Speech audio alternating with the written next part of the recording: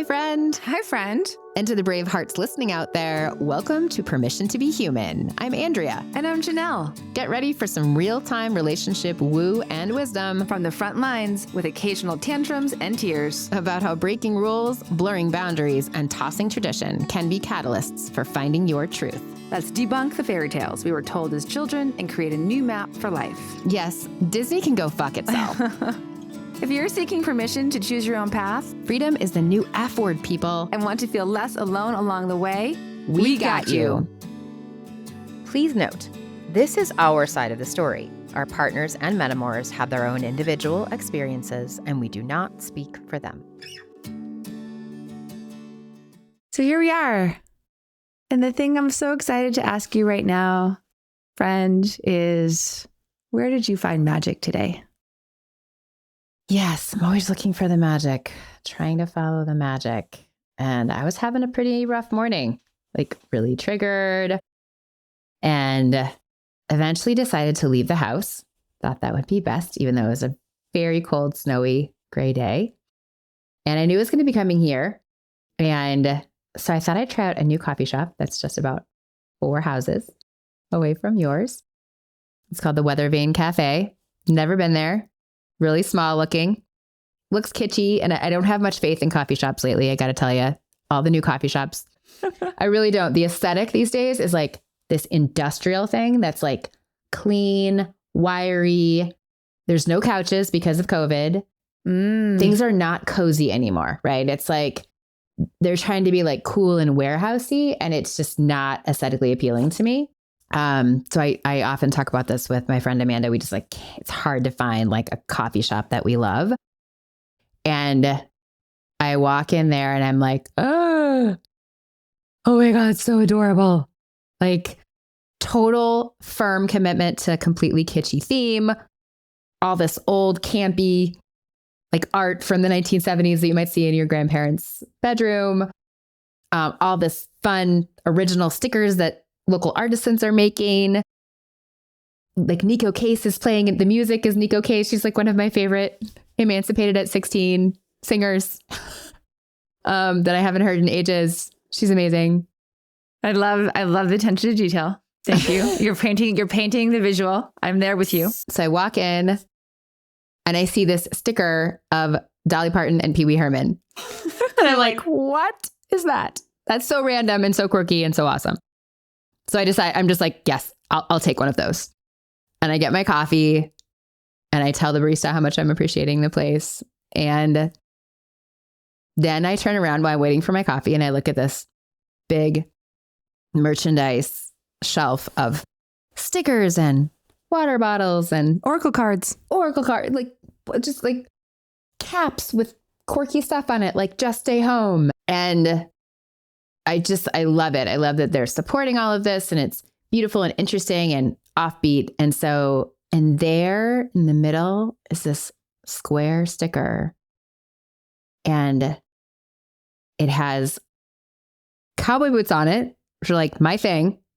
And it's not also your thing. It's like your logo for your other company. Yes. So it's like my logo from other company and I love cowboy boots as well. And it says, look how far you've come. And I'm like, oh, I just like started crying.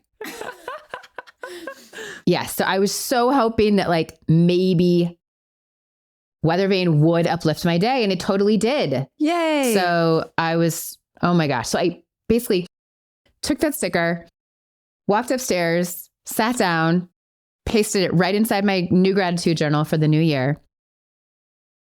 And was just really, really happy. Yay. So I was really excited. So I'm grateful for that. So that's how I followed the magic today. Yay. Well, I'm glad that you did, because I know it's been a really rough couple of days. And the theme of our podcast today is how walking through fire for the good of your soul is a path that we are choosing. Mm-hmm. And I'd love for us to tell our audience about what that actually means. What does that mean to you? Yeah. So what does walking through fire mean to me? It feels like choosing to suffer, right? Choosing things that are hard. And originally I got this picture of someone walking across hot coals, right? Do you know that I've done that? No, I think you told me that you've done that. Yes. Yeah. When did you do that? I did that at the Emerging Women Conference, 2018, I think it was. Wow, that must have been like right before we met. Yeah. Because we would have talked about it. It was. I wish I remember the woman who guided that. I don't, but it was really incredible. Like the energy of the crowd. I mean, it's like this thing that you don't think you can do. And I wasn't sure if I was going to do it. And then you did it. I did it. Yes. And now I can say I've done it. Awesome. I think I need to do that. Like, how do I schedule that? I don't remember seeing any. I have not gotten any email about that. All right. I'll look it up. So yes, I think there is this element of walking through fire for the good of our soul.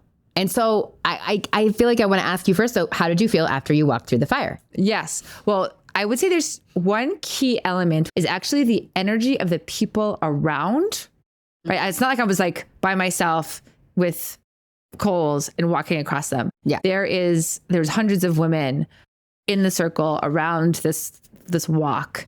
And the energy of the crowd really is an element that impacts your internal state. Yeah. And so there is, I mean, it was very uplifting. It was uplifting to just watch others do it and their experience and like feel like seeing the nervousness, seeing the determination, seeing like things just shed, like a shedding of themselves. And so in the span of however many feet, 20 feet, to like, there's a difference on the other side of that. And then at the end of it, it was very electrifying crowd. There's drummers and there's the beats, and then there's the cheering and the clapping and the screaming and the chanting. And it's a very soul moving experience. Awesome. So I would say that I'm someone who's made a lot of weird yet wise choices in my life. And one of these things was, maybe 20 years ago now, deciding to run a marathon. And it was a big decision. Like I was not a runner, never been a runner, like not in my blood. And I can remember it's probably the only thing in my whole life where my mom was like, I don't think you should do that. Really? Like, I think she didn't really have faith in me. And it was really hard, right? I mean, it was hard training. We would go, drive up to Boulder on these and run in the middle of these, down these roads, horses and fields. It felt like we were in the middle of nowhere, like I was never going to find my way out. And there would be these little water stations for everybody. And I would, find someone to run with. And my husband was much faster than me, so we didn't run together. This is for the marathon itself. No, this is just a training. Of course, we were in our 20s, no, like maybe we had a mortgage, no kids, no responsibilities. We'd come home at like 9:30 or 10, get like KFC or pizza and like watch movies all day. Because we were like, we already did our thing for today. We don't have to do anything else. So it was an amazing experience training. But in general, once I did do that marathon, it was so hard and so much suffering. And I really felt like I was walking through fire for the good of my soul because I knew I was going to feel so good on the other side. But the crowd really helps, right? Mm-hmm. Like I ran the Chicago Marathon, which thousands of people come out to watch that. And I needed those people. Oh, I needed those people so badly. And I actually had my name on the front of my shirt so that people could say, go Andrea. Oh, beautiful. Yeah. And it really does help. So I guess the point is though that I did that. I decided to do that knowing that I was going to be completely out of my comfort zone and it was going to be really hard and that I'd be glad I did it.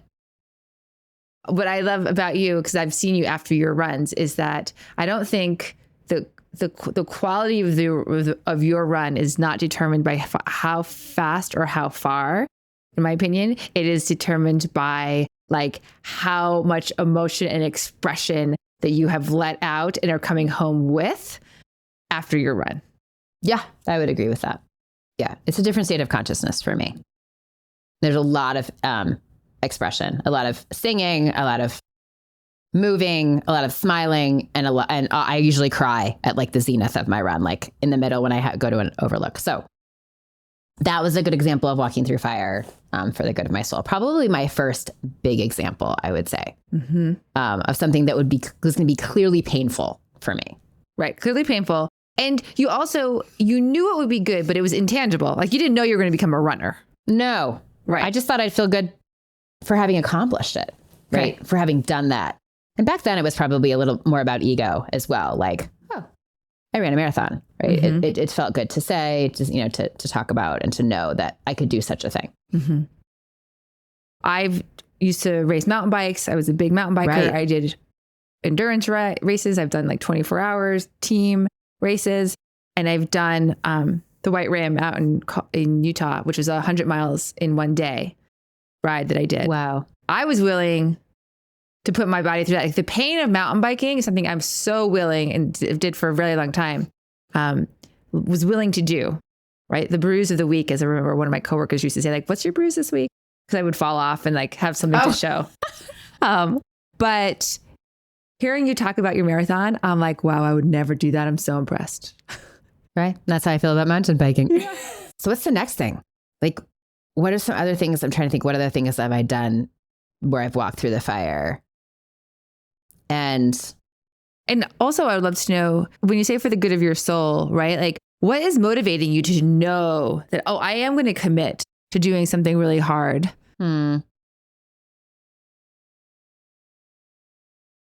Most of the brave choices I've made have been knowing that I'm walking through fire and knowing I'm getting something tangible on the other side. And the soul benefit is the bonus. Good example is having a baby without an epidural, right? Like I knew I did not want to have an epidural. I wanted to feel everything I possibly could when I birthed my daughter.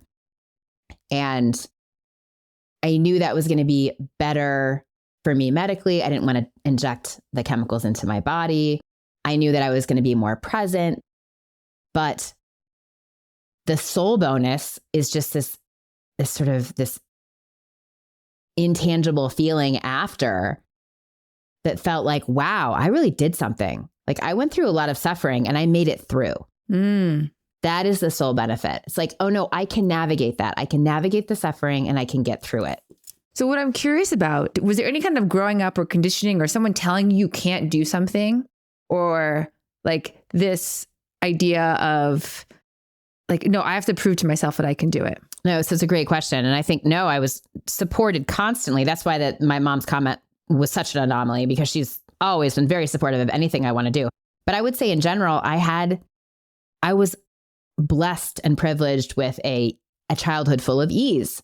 Like I did not go through dysfunction or tragedy, so things were easy. I don't think I built a lot of resilience as a child, right? Things were handed to me. Like I worked hard on my grades and I worked hard on lots of things, but I don't think there was a lot of like, suffering. There really wasn't. And so that's why I think I knew in general, as I got into the real world in my 20s, wow, I don't have a shit ton of resilience because I haven't had to do hard shit. That I love. I love that you're calling in the word resiliency here to really differentiate, like, because suffering is obviously part of that, but you're saying I need to build my resilience very consciously through choice. It's also a privileged position to be in. Yes, for sure. And, but that you're like, I need this to get through life because life is going to get harder. Yes. It got harder immediately, right? I remember thinking, what? It wasn't supposed to be like this. Everything worked out. Usually works out. When things don't work out, what do I do? I don't think I had a lot of conflict resolution skills. And then I joined the Peace Corps, right? When I was like 30, right? And that totally sounds hard too. I mean, we were going to we wanted to go live in a hut, right? Like we needed to get out of our comfort zone. And of course, there's lots of benefits that come with joining the Peace Corps. But there's also this element of suffering where you don't have the things you're used to having, and you're having to, operate in a new culture. And where were you? I was in Bulgaria, and I was Eastern Europe, lived in the capital of Eastern Europe. I had a very modern Peace Corps experience. I lived in Sofia. There was an Indian restaurant down the street. I had Wi-Fi. So I was looking for a mud hut. I got a post-communist block apartment. And The suffering there, I thought I was going to be running from a horned animal and like fetching water in a stream. I was not doing that. Instead, I was dealing with a post-communist attitude that was not nice, not friendly, and not accepting. I would come home from the post office or the grocery store crying because they were just not very kind, right? Not open to strangers, not interested in my help. And yeah, it was incredibly challenging. So it sounds like on an emotional standpoint, just like where the marathon was very physical. Yes. This one, I mean, probably was some physicality, but it actually sounds like just like the culture shock was more with the challenge and resiliency developing. Exactly. And in that case, it was, I would say, done with knowing that I would learn a lot about myself. I learned a lot about another culture. I would get out of my comfort zone. And again, the sole benefit came at the end, because when, you go over to a different country thinking you're going to help, and you do, but mostly, you want to change, but you actually end up changing yourself. And that was a huge benefit. So I'd like to now venture into the last 5 years of my life, which has held some different kind of walking through the fire that included some suffering. And they were all my choice. And one of those things was combo. So this is a facilitated experience with a frog poison. And I won't go into the origin or the background of combo. You can go ahead and look that up. I'm not an authority on this particular medicine. But when you experience this medicine, you have a facilitator, and the experience lasts 1 to 2 hours, and you are burned in 2 to 3 places on your body. I was burned on my arm, and they are very small burns, similar to a cigarette burn. And then the frog poison is a salve that is put on these burns. And so you're feeling the burn, you're feeling the salve go into the burn. You also have to drink a lot of water, and then you're throwing it all up. And as this occurs, your whole body feels like it's under arrest, right? It is a very somatic, very physical experience. I'm sweating, I'm panicking. It feels like my body is tight, like it's going to explode. It's really very, very intense. It's a very intense sensation. And I was very nervous about doing this. My husband had done it. But the point here is that it was a very uncomfortable, extremely uncomfortable experience. But I also knew that I was going to be okay, right? So something was happening in my body, but it wasn't, I didn't think, oh my gosh, I have to call an ambulance. Oh my gosh, I have to go to the hospital. I knew that someone was supporting me and that I would come through it. And I think that knowledge helps you get through this. But you might wonder, okay, so this happens takes about an hour. I'm feeling all this icky stuff. I throw up. Eventually it ends. So what's the point, right? Why even do this? I didn't get any insights. It's not like I saw my future, or I had some sort of psychedelic experience, or I came to any realizations. For me, I knew that it was truly practice at suffering. It was practice at doing something incredibly hard that I knew I would get through. And for me, especially doing that alone, where I couldn't complain to anyone. Because meaning your husband wasn't there, I wasn't there. Right. No friends, nobody else except for the facilitator, who was very good at holding space for me. And I really felt at the end that I just really did something. I'm a stronger person. I just got through that. I was nervous about it, but I felt like I eventually knew I could do it, and I was going to do it, and I had no choice but to do it. Well, and what I remember too is that it wasn't like you heard about it and you're like, oh, okay, I'm going to go do that.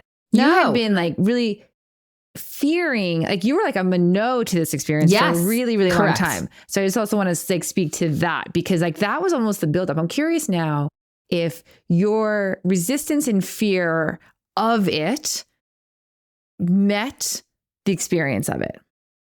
Yes. I think it was incredibly hard and uncomfortable. Just as you thought it would be. Exactly. And what made you change your mind? Well, I knew a couple people who had done it, and they told me about it. And I thought, that sounds awful. Why would I want to do that? I'm like, what was the benefit? They're like, well, I don't really know. I'm not sure. Maybe I felt a reset. Maybe it was a placebo. And I thought, no, I'm not doing that. It sounds terrible. And we were living in Costa Rica at the time. And I was going through some hard things, like some hard emotional situations, hard things in my marriage, hard things with my daughter who was going through puberty. And I think that being in a different country in new surroundings gave me a little bit of extra bravery. I think I trusted the person who would do it with me because she had done it with my husband. I think I had a reduced amount of anxiety in general.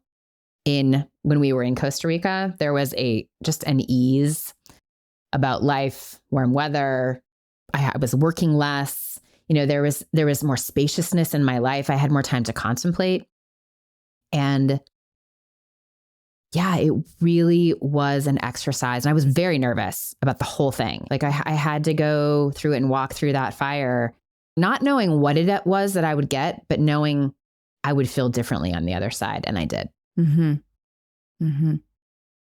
And I feel like these experiences give me two things. They give me personal self-care tools to navigate through hard times because I have to, because I'm forced to. And they give me a mental state that I'm going to get to the other side. Mm-hmm. Like that I'm going to make it. Like that there is another day, that there is another time, that things change, and thank goodness for impermanence. Right. So what I'm hearing with that is, so these examples we've given so far are all like choices that you've done, sort of like, I'm going to go to the library, I'm going to read this book, and I'm going to get the knowledge. Like you're going to go pay this money, have this experience, and I'm going to get more resiliency, as a result. Mm-hmm. And now when things that you're not choosing to have happen, not so much in your control, that you feel you're better equipped to handle life's hard things. And really the examples we've given, let's say the marathon, the birth combo, maybe some other medicines, those tend to be both physical and mental, but a lot, very physical. Mm-hmm. And yet going through those physical experiences seems to have given me toughness and resiliency that I can then use in a less physical experience or challenge. So those experiences would be dealing with my daughter who's going through puberty and suddenly, it seems like very suddenly, started shutting out my husband and I. I'm like, oh my gosh, where's the love from my daughter? It's not here anymore, right? And it was really hard, like emotionally. And these other experiences, just to keep tying it back, helps you go, okay, this isn't going to be forever. This is puberty. I can do this. Yes. I can get through this. Okay. Yeah.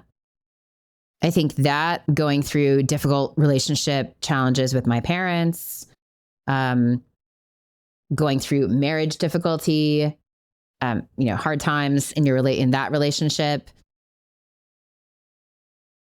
maybe even suffering when you're going through depression, feeling like nothing's working out right now. What's going to happen with my job? What's going to happen with the world? What about, not to mention COVID and climate change and Roe v. Wade being overturned and all of these things that are occurring in our world that really can take us down. And I think these choices I've made to walk through the fire, they were for the good of my soul then, and they've had long-lasting benefits.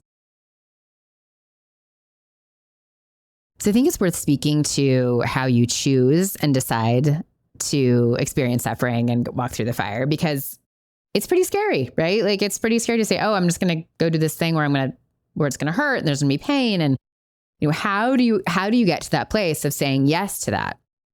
And I know for me, I'm a 6 in the Enneagram scale. And so I'm a counterphobic 6, which means 6 means I crave security and stability, but it also means that I seek out adventurous and crazy experiences. And then I'm just really anxious along the way, which is so pleasant for the people around me. As Janelle will attest, is a testament to, and you could talk to my husband about that too. So I will try new things, but I'm definitely scared, and I'll suss it out, and then I'll do it, and I'll be like, but still do it. And that has worked for me. Now, in contrast, I'd love now, Janelle, to ask you a little bit about how you walk through fire for the good of your soul, because I know you're a 7 on the Enneagram, which is a little bit different. Yes. And not that I know a ton, but I know that overall 7s are like positive and optimistic and Like to try new things. Like to try new things. All the time. All the time. Yeah. Yes. Yeah. So, yes. So in that regard, me like trying new things is one of my like North Stars, where I've been to a lot of countries in the world and I will go to a lot more because versus like go back to a place that I've already been. Yeah, me too. And for me, as I hear you talking, I don't have the same outlook of walking through fire in terms of like dreading something so much. I think I have more innately, especially when it's new, like an excitement. Can be nervousness for sure, but there's this like kind of like bubbling hope that just is pervasive throughout me and my life. You're like, oh, like I'll figure it out. It's going to work. Right. Yeah. And so bubbling hope. Bubbling. I'm going to call you that now. Like there's just a few bubbles. I'm sorry, but like you need more carbonation because bubbles are going away. Sorry, go ahead. Yes. Good job. Keep going. I'll just go straight into like one of the funny big revelations. My husband and I had been non-monogamous for a number of years. And we had this friend that he was hanging out with a bit. And they decided that we were like curious about making it into something. And so we decided to invite her into our relationship. And I remember telling a friend that, and she didn't say it at the time, but a couple of years later, she was like, I remember you telling me this. And I was like, sure, you've gone mountain biking, you've worked in a lingerie store, and sure, you should try inviting women into your relationship. Basically, I had no experience, no lived experience. I just like jump in. Maybe this is 7 or not. I don't know. I just jump in to the deep end, both feet, and then I just figure out how to swim. And we were all a fuck yes. And within 5 hours, I remember being in a dark shower. Like I had was in my shower, in my bathroom, in the shower. I had all the lights off. I had the hot water running over me and I was like crying and screaming and pounding my chest with tears coming down and just being like, what did I do? What did I do? What did I do? I have a hard time discerning emotions, like putting words to emotions. And so I actually didn't know the feeling that I was having. And it wasn't until reading, as I do, a book, more than, in this case, it was more than 2. And it was like, oh, that feeling is jealousy. That is like, really funny. Yeah. Like I didn't know that's what it was. And so that was, I had up to that point been like, oh, I don't really experience jealousy very much. And then I was like, oh no, yes, I do. And so that like moment, I would say, was a catalyst for the disillusion and shedding of like my cultural and religious beliefs around love and marriage. My tendency is I lean in, just lean in and I figure it out. So I ended up having, it was a lot of clarity came through. And I think that's what probably when I say like, oh, I know this is good for my soul. As soon as I was getting clarity, then I was like, oh, I'm understanding things now. A couple of days later, after that moment that I just shared, when like I'm crying with my husband, and then I'm realizing, I'm like, oh, we got married, and I thought when I got married that meant he was going to love me forever, and that I was going to love him forever, and that was my moment of realizing that that's not true. That loving someone forever is a choice we make every day, but that I don't know who I'm going to be in forever. I cannot assume that I'm going to know who I'm going to love. And to me, that was a Disney fairy tale that I was conditioned with. And that was the moment that I saw that wasn't true. And then I began to wonder what else isn't true that I was believing. Right. So you're saying that walking through fire gave you, for the good of your soul, meant you got clarity about yourself and about your marriage. Yeah. And about things that I believed that I thought were like, oh, these are truths. And then realized, oh, they're not truths. Yeah. This is conditioned. So it's like, cultural conditioning. And then had to be like, well, what is it? Like, what is my truth?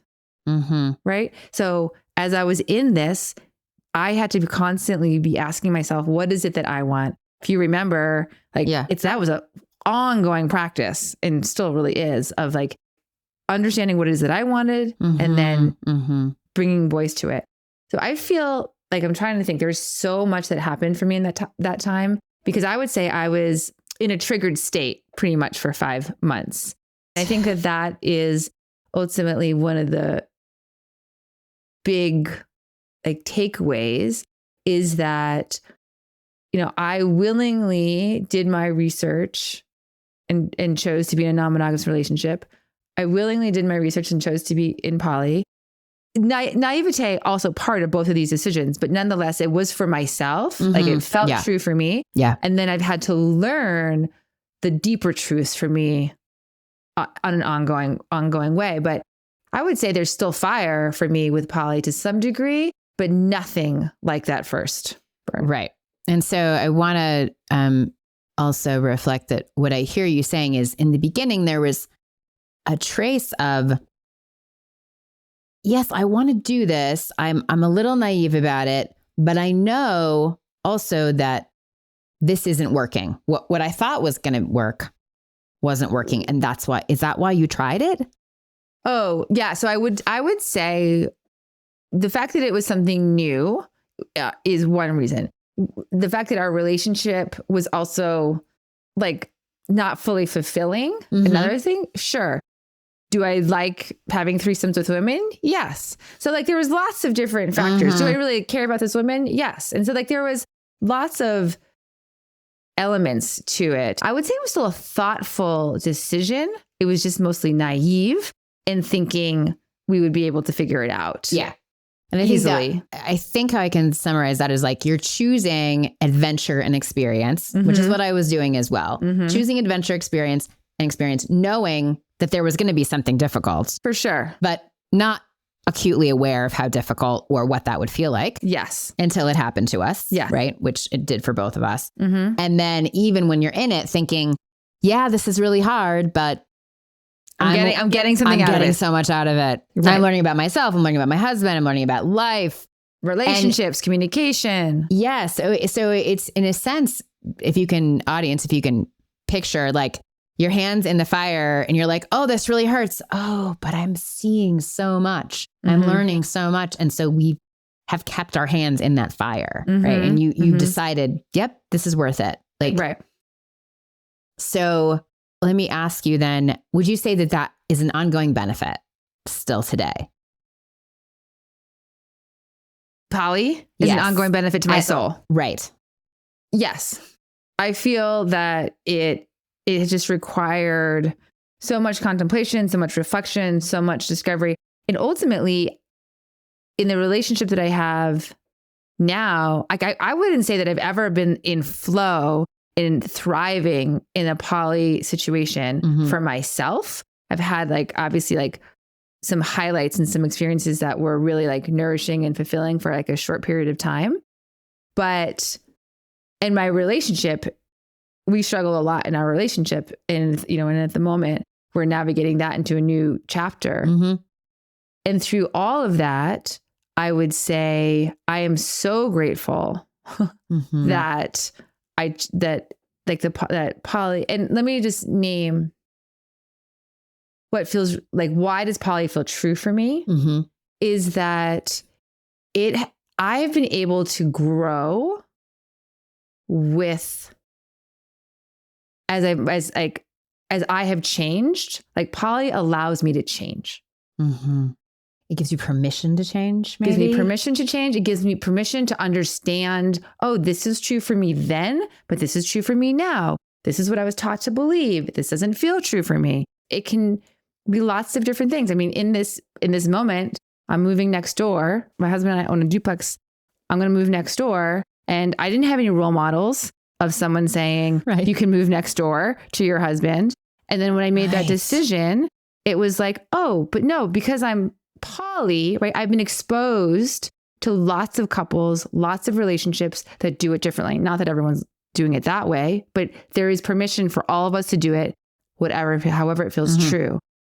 And so in the discomfort of making that decision, because it's still hard and there's still grief and there's still hurt, there's also, like relief, permission, and like, new possibilities are going to present themselves. So what I'm hearing too is that walking through fire for you has helped you understand that in a world that is constantly changing, humans can be constantly changing and are changing. And I think that's maybe a message that resonates for me as you're talking, that I was told, sure, I would change. But I think growing up, I thought, okay, well, I'm going to do all this stuff. And then at 22, I'm going to stop changing. And then you're an adult. And then you're done. Yeah. And then I'm like, oh, phew, now I made it. And I can just like relax. Or like, I can still work hard, but things are pretty much going to be the same now. And that's just completely not true. Right.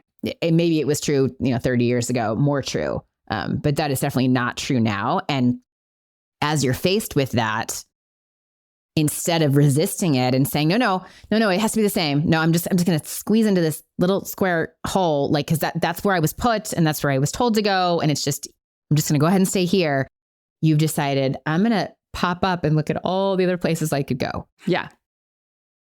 Yeah. And then realize, like one of the ways I learned about myself is seeing someone else do it or hearing about someone else doing something. And so that is like that exposure, right? I think that's like, I know in a way, like sort of like me even doing this podcast is me sharing what I learn, gives someone else permission, not to do what I'm doing, but to know that they can do whatever they're doing differently if they want to. Beautiful. Yeah, that's really true.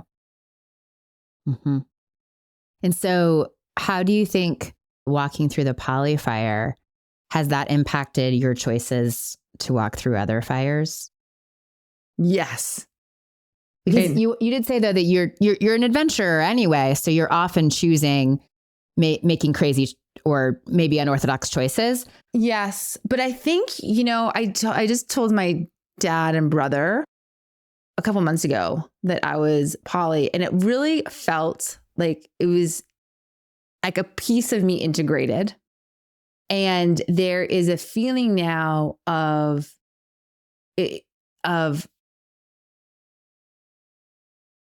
really caring less about what others think. Yeah. About whatever it is that I'm doing. And poly has allowed me to navigate within myself, my edges, my challenges, my fears, but knowing that I'm the one that I have to give permission to and not seeking it from someone else. Yeah. Yeah.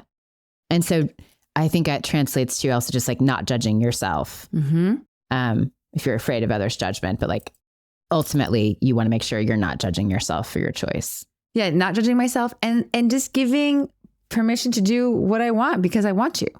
Right. And I think one of my bigger lessons, some of my biggest lessons recently is realizing how often I put other people's emotions, not opinions as much, but emotions first, right? Ahead of my own. And so caretaking someone else instead of caretaking myself.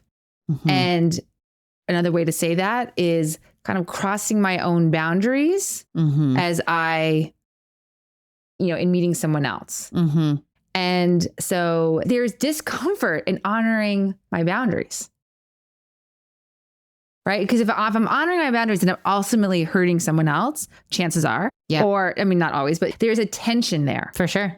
And being able to just like stand in my center, stand in my truth and say, it's not that your emotions don't matter because they absolutely do. But I also know that I matter and my desires and matter. And I'm really taking a stand for that.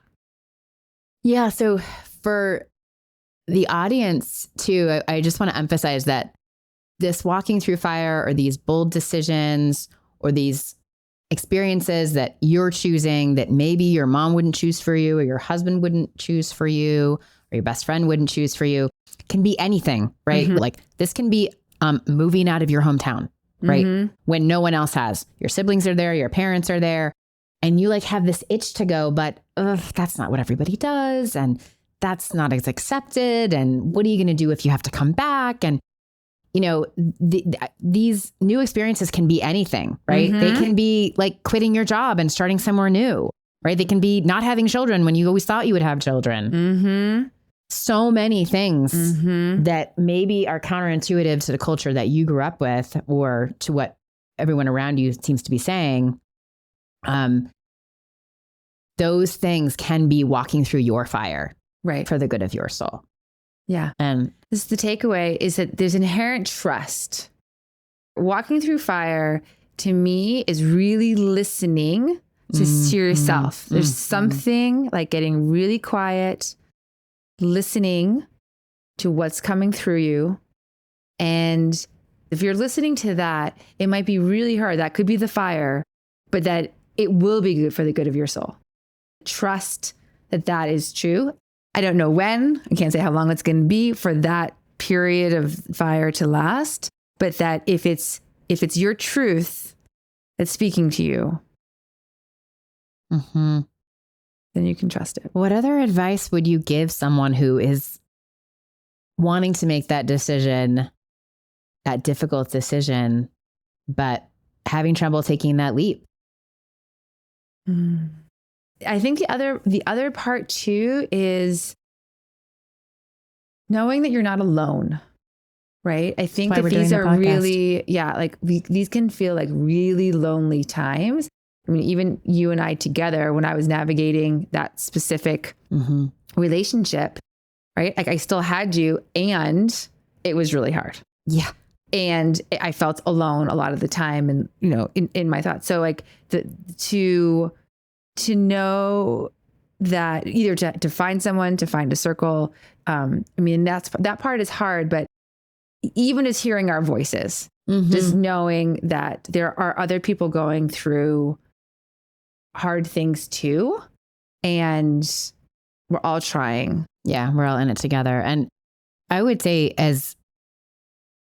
don't think anyone's specifically told me this, but I do believe a lot of my growth and my intuition, developing a better relationship with my intuition came from spending more time alone.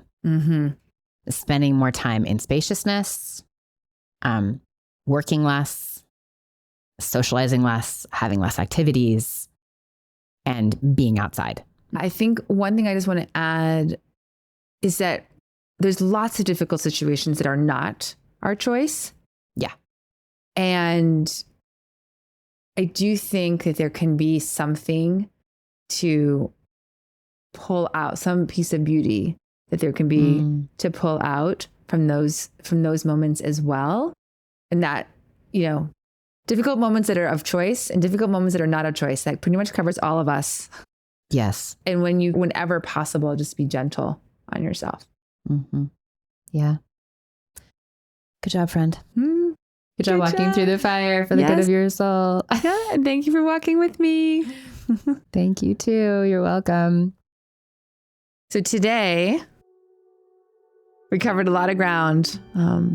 And Andrea shared vulnerably about how she has walked through fire for the good of her soul, through somatic, through body releases, and with the whole goal is building resiliency. And after the fact, days, months, and years later, she has seen how her soul has flourished as a result. Yeah. Do you need permission to be human? You got it. Listen, subscribe, and review on Apple, Spotify, or wherever you get your podcasts. Learn more about us at permissiontobehuman.live.